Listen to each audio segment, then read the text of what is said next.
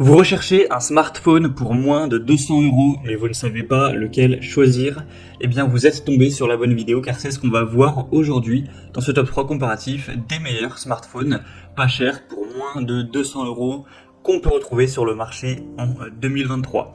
Donc là, précisément, les modèles que je vais vous présenter à l'heure où j'enregistre la vidéo, je vais dire directement les prix, au moins ce sera plus simple.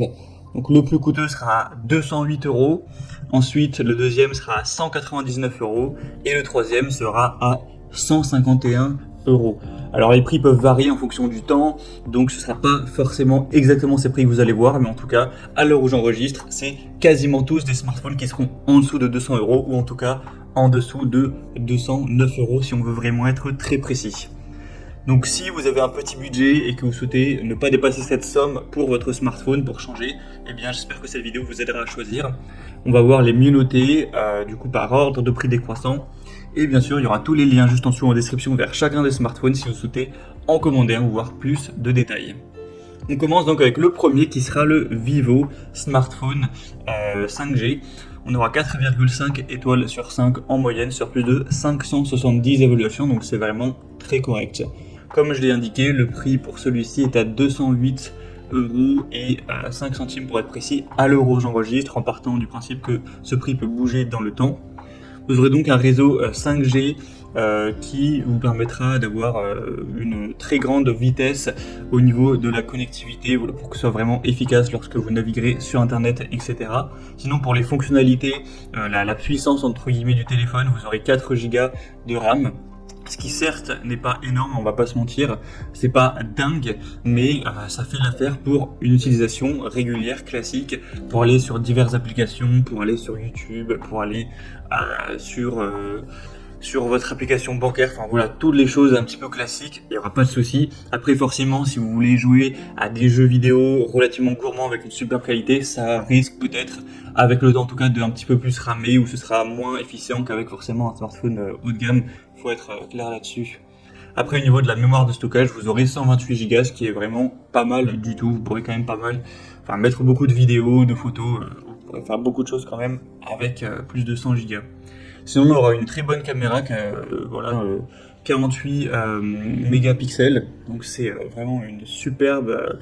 Vous aurez un objectif en façade de 8 mégapixels, donc ce sera une superbe qualité avec 3 objectifs au total, donc pour des photos, des vidéos qui pourront vraiment bien rendre.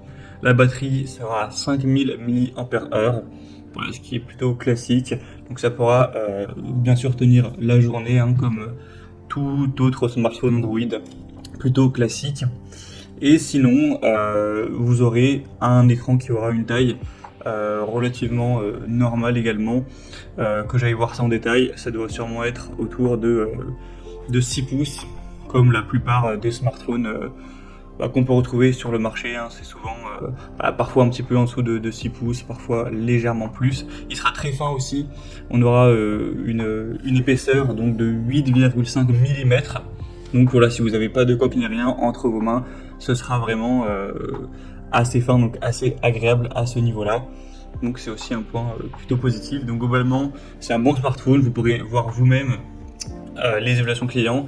Et en tout cas, pour du coup la taille de l'écran, je le précise exactement, c'est 6,58 pouces. Et donc voilà, vous pouvez voir plus de détails en passant par le premier lien en description. Un deuxième que je vous présente, c'est le Samsung Galaxy A13. Donc là, c'est un modèle qui sera noté à 4,4 étoiles sur 5, sur plus de 1700 évaluations. Donc ça reste très bien aussi. Le prix sera, à l'heure où j'enregistre, à 199,99 euros, donc pile en dessous des 200. Vous aurez bien sûr pas de carte SIM qui est incluse, etc. Il faudra mettre la vôtre. Voilà, ce n'est pas corrélé, votre fournisseur d'accès internet, etc. La carte SIM, là c'est vraiment juste la machine, le smartphone en lui-même. Donc un prix très intéressant. Sinon, vous aurez une connectivité 4G, donc voilà, c'est très correct. On aura un capteur principal de 50 mégapixels pour des photos riches, détaillées, et le capteur photo selfie sera à 8 mégapixels, ce qui reste assez bien pour prendre donc des photos en selfie. Un écran assez grand également, de 6,6 pouces, donc c'est vraiment pas mal, qui aura aussi une très bonne définition. Sinon, pour la puissance entre guillemets de ce smartphone, ce sera assez similaire au modèle précédent. Pour le stockage, vous aurez 64 Go, donc C'est certes pas énorme, hein, vous ne pourrez pas stocker un nombre incalculable de choses, il faudra quand même faire le tri.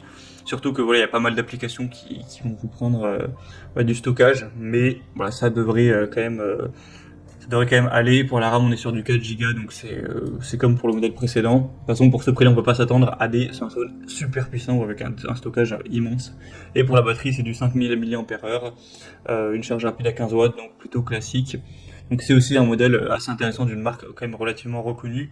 Encore une fois, vous n'allez pas pouvoir effectuer des tâches qui demandent énormément d'énergie avec une fluidité parfaite.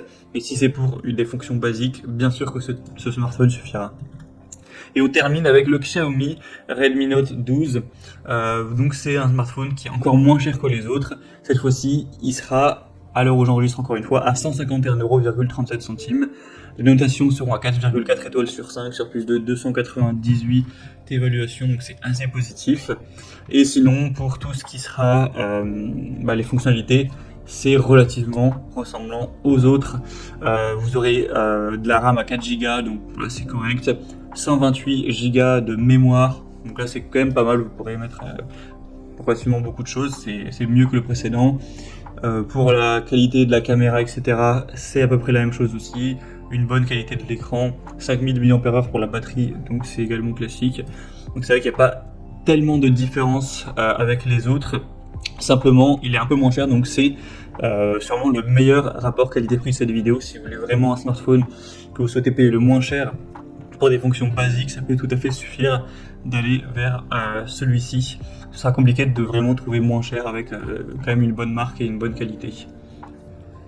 Voilà, c'était tout pour ce top 3 comparatif des meilleurs smartphones pour moins de 200 €, pas cher, qu'on peut retrouver sur le marché en 2023. Comme indiqué, il y a tous les liens juste en dessous dans la description de la vidéo vers chacun des produits présentés.